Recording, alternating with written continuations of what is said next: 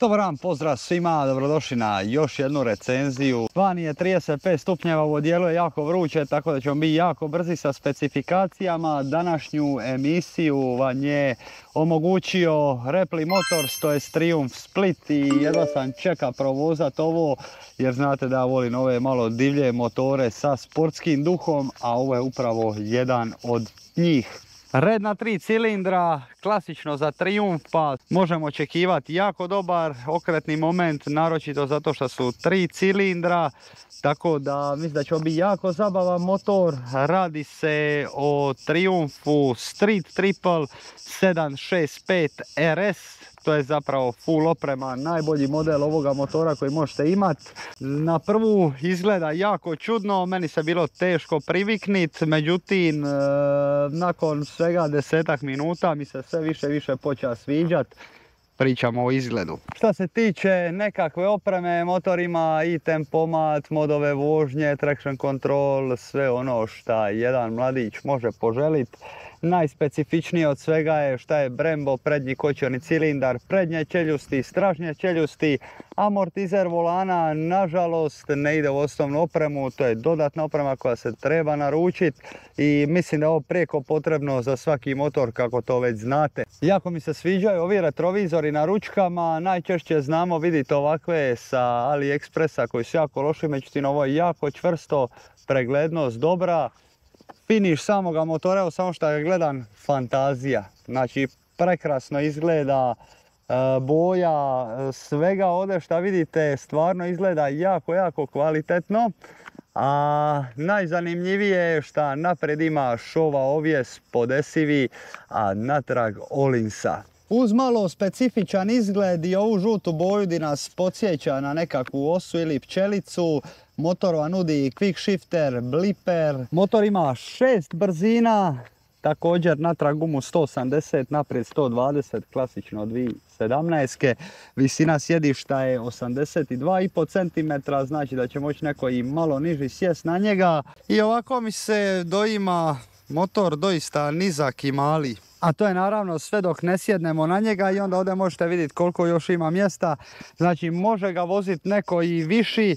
Kad stanemo u borbeni položaj, štafne su dane dosta nazad. Nagnuti ste prema naprijed, prava mala sportska pila. Jedva se čeka malo izvozat sa njom. Prednji kraj je jako nizak, kao što to znamo kod svih ovih novih motora, nažalost.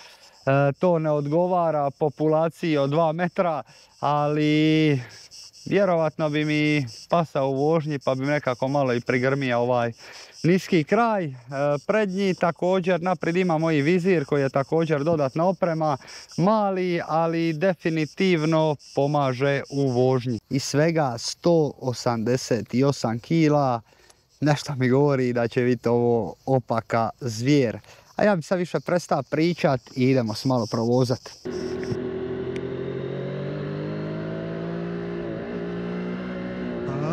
Motor, iako mi onako izgleda dosta mali, moram priznat da ovako sad kad sidi na njemu stvarno nije. Prednji kraj je i dalje dole malo nizak, kako ovo lipo ide, čudo.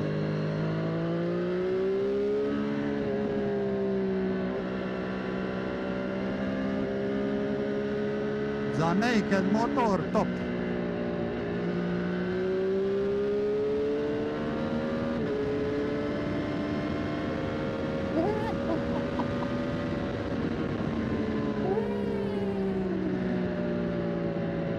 Nice. Vidi brenza, kako vataju brenze. Ovjes je podešen za stazu zato što je bija na stazi nedavno. Kako je ovo oštro i precizno. Na velikoj brzini izgleda dosta stabilno. Ja zvuk uopće ne čujem jer je tvornički auspuh, po gradu ga čujem. Vi ćete definitivno čuti dosta bolje. Ali vjerojatno kad dođe neki auspuh za njega, to će biti divota. Noge imaju skroz sportski položaj i to mi se sviđa.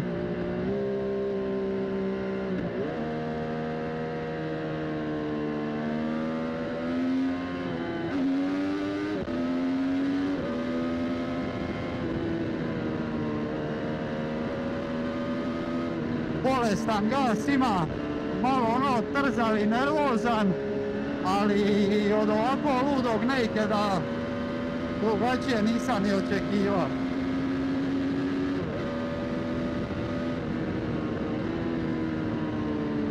Kako se lipo šalta i upada u brzine. Prekrasno. Malo su gužve, reka sam, počele lito, nažalost. Jedna neka Tesla u gasu tamo. Znosti oštrina, moj sinko.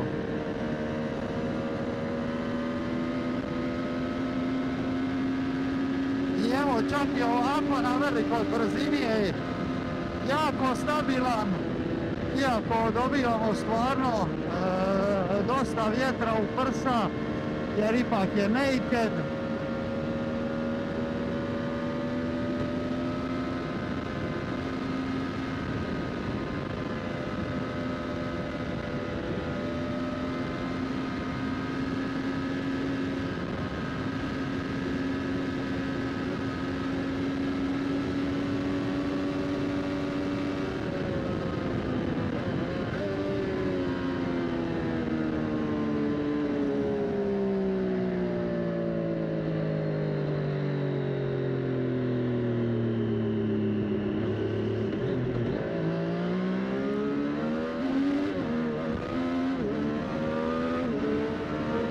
Kako je divlji motor. Znači, ovo je vrhunski spoj engleske elegancije i brzine.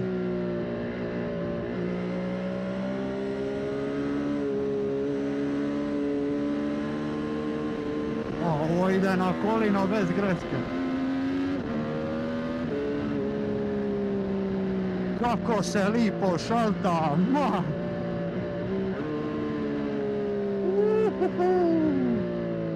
Jako zabavan motor. Meni je trenutno u track modu. Također motor ima i anti-wheelie i traction control, iako je anti-wheelie vezan za sve modove osim za ovaj track mode. U track modu može ići kao na zadnje kolo, ali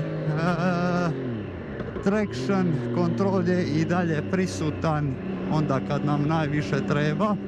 Motor je stvarno lagan, okretan i stvarno ima dobar okretni moment od 3 cilindra. To nisam očekivao baš u ovoj mjeri. Super mi je baš zato što smo dobili Triumfa, jer ruku na srce, falilo je nešto malo, ovo ostalo je sve više postalo dosadno.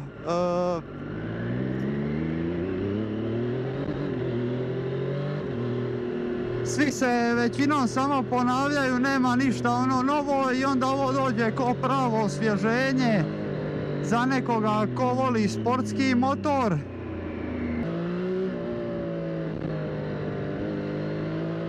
Kako sjeće zavoje, to je čudo.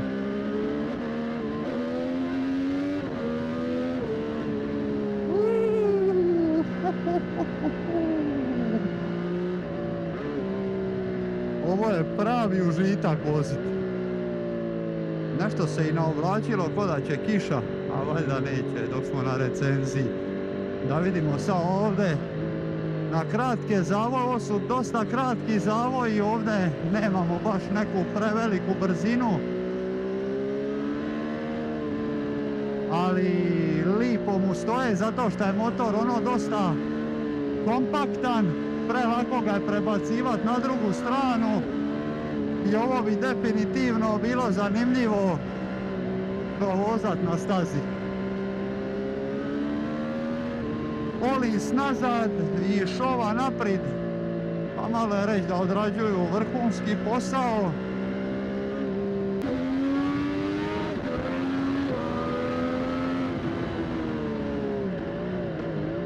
kakvo ubrzanje i kočnice, majčin sine.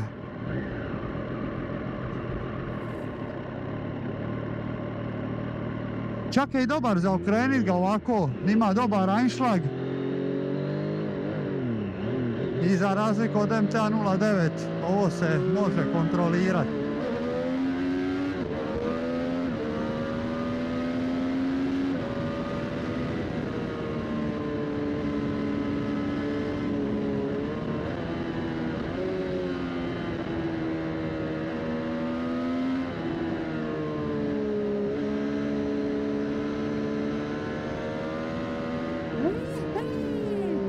Sina ti miloga, šta je ovo?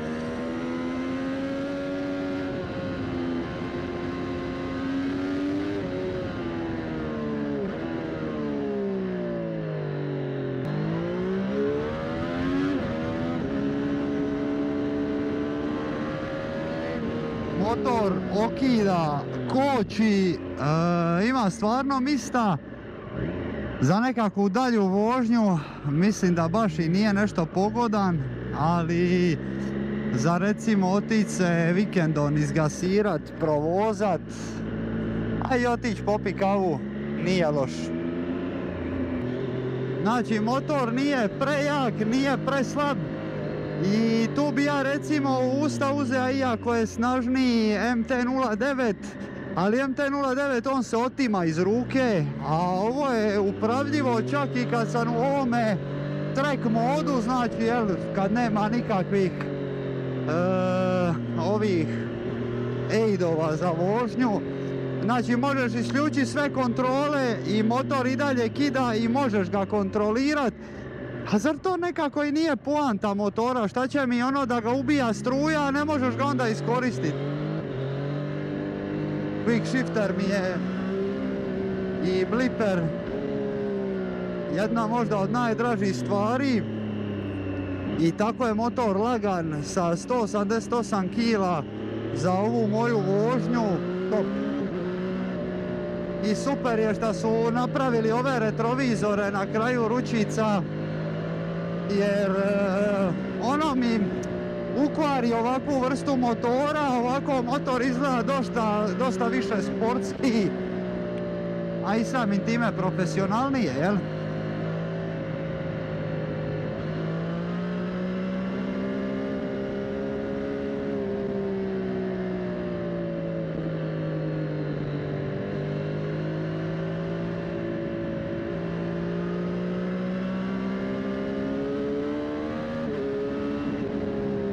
Brutalno.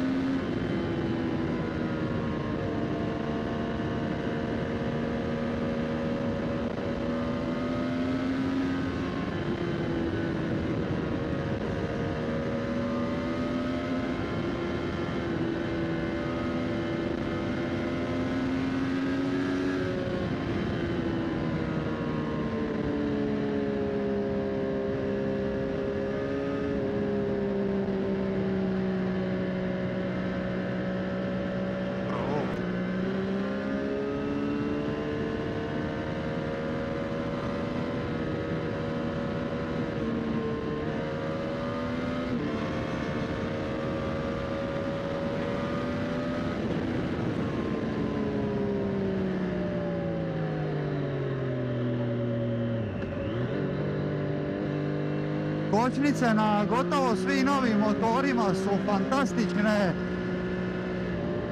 Šta je naravno dobro i za novopečene vozače, a i za nas starije. Naravno osim Suzukija. I mislim da je ovo totalno visoka klasa za sport nakeda. I definitivno ako hoćeš nešto da nije budžet, da to bude high klasa, ovaj motor će ti pružiti definitivno dobru zabavu.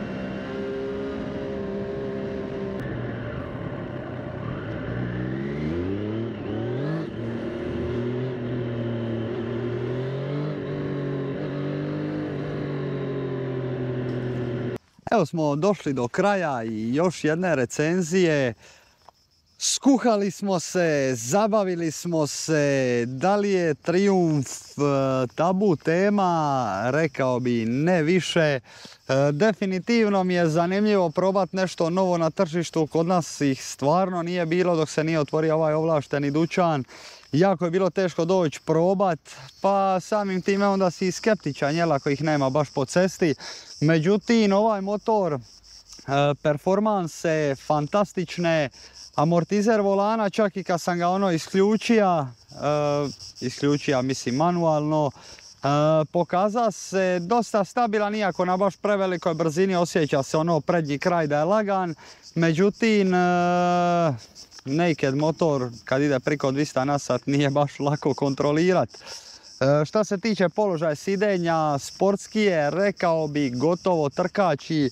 Ova GP2 mašina mislim da razvija fantastično snagu, a gas malo agresivan, trzav je, ali zato što su 3 cilindra i stvarno kad ga ispališ iz okuke odrađuje svoj posao fantastično dobro. TFT display malo čudan i mekan za ovako oštar i opasan motor. To bi također nabrojio među jedne stvari koja se meni osobno nije svidila. Rezervoar nam govori da nije predviđen za duge vožnje. Sjedalo za nekakvu kratku vožnju fantastično, međutim ako idete napraviti 300-400 km, mislim da će vas malo bolit guza. Mjenjač, ne znam kad sam na motorima vidio bolji mjenjač nego što to imaju Triumfi. To je doslovno ko Click Mission sa ili bez quick shiftera i blipera. Znači stvarno se fantastično šalta.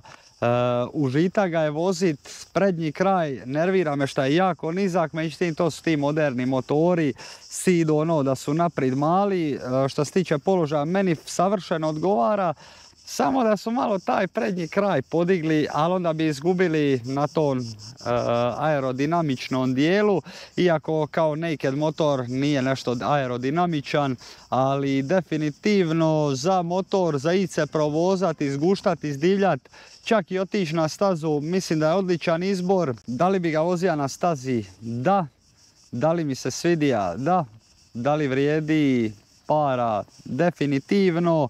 Radije bi, ako mene pitate, izabrao ovaj RS model nego onaj obični, jer kad kupuješ onda taj ovjes koji je stvarno fantastičan, još kad se malo poigraš sa njim, naštimaš ga po sebi, ta vožnja je jednostavno ko da se po oblacima voziš, hoćeš li sportsku ili udobnu gradsku vožnju. Meni zaista nešto fantastično, kočnice Brembove, pletena čelična kočiona criva. Ja stvarno ne mogu reći da je najsavršeniji motor, iako mu je završna obrada fantastična, tako da morat ćemo našem Street Triple ipak dati 4,5 od 5. Također još među manama, naravno, pošto je Triumf, a znamo da je to visoko kvalitetan brand, šta znači naravno i skup i dodatna oprema je malo skuplja. Tako da sve što idete staviti na ovaj motor malo će vas skupo izaći, ali opet kad ga vidiš vridi. Rep fantastično mi izgleda, iako je moderan i mali, suvozača, šta će nam suvozač na ovome? Tako da sve u svemu nadam se da vam se svidjela ova recenzija, meni definitivno je, pišite mi dole u komentaru, a mi se vidimo sljedeći put. Pozdrav!